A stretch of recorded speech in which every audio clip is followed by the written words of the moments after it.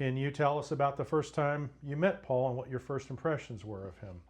So I was a history nut, and it turns out that there was a history nut in the Detroit province too, Paul Lemmermeyer. That was his real interest, you know. So at any rate, so we got together, and then they split, and I didn't see him at all for 6 or 7 years. So finally, in August, he says, well, you go to St. Ignatius in Cleveland.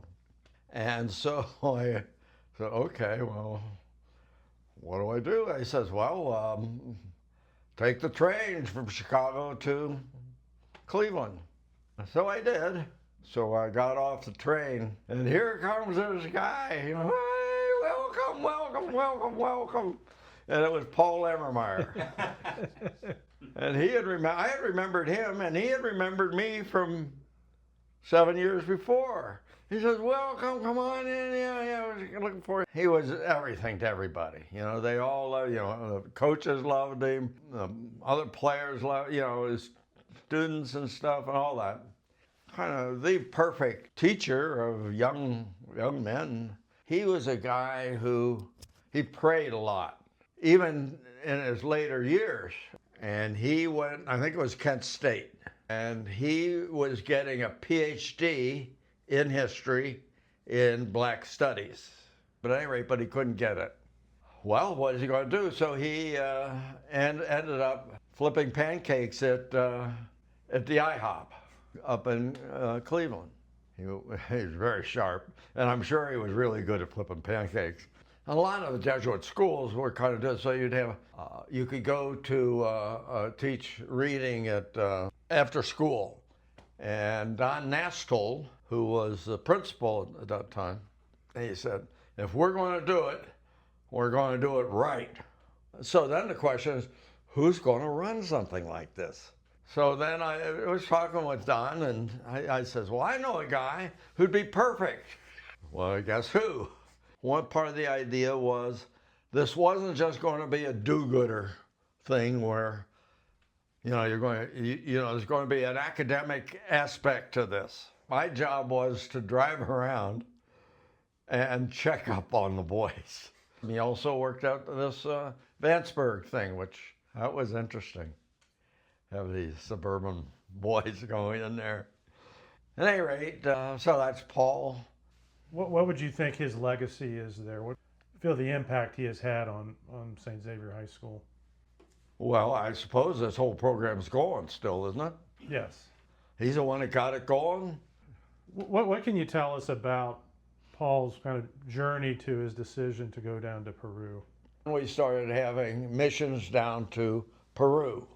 And originally they started with helping out students at the Jesuit High School in Lima and maybe some other things. Paul, he felt called to be down there.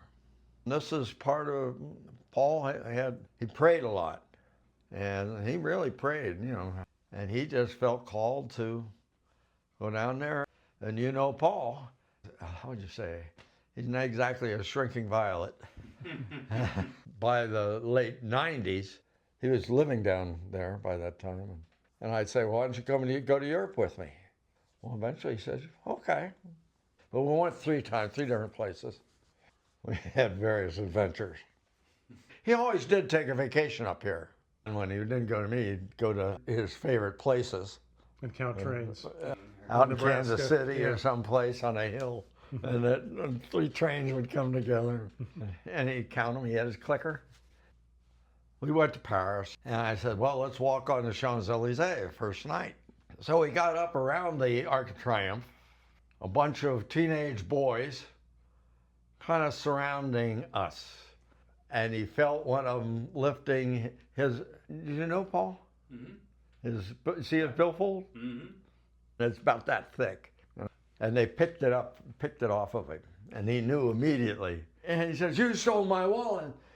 And the kid gave it back to him. So I wanted to take the night train from Paris to Rome.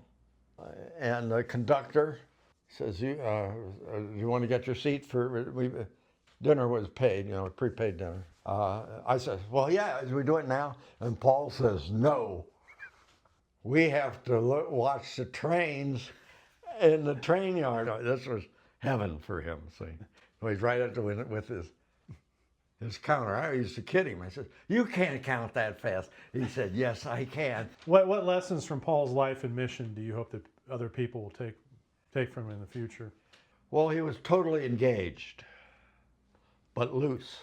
And he did things that, I don't know, I think are remarkable. And he had this remarkable personality, and he kept a prayer life. You think of him as a saint? Yeah. What the church needs are lay saints. Now, he was a great letter writer, so that might have been the way he was able to keep in contact with them. But he also could remember names, and he'd greet everybody like a long-lost brother, you know, like me. He had this gift. He just felt he was called by God. Paul was, well, he's a German Jewish, he was a mensch.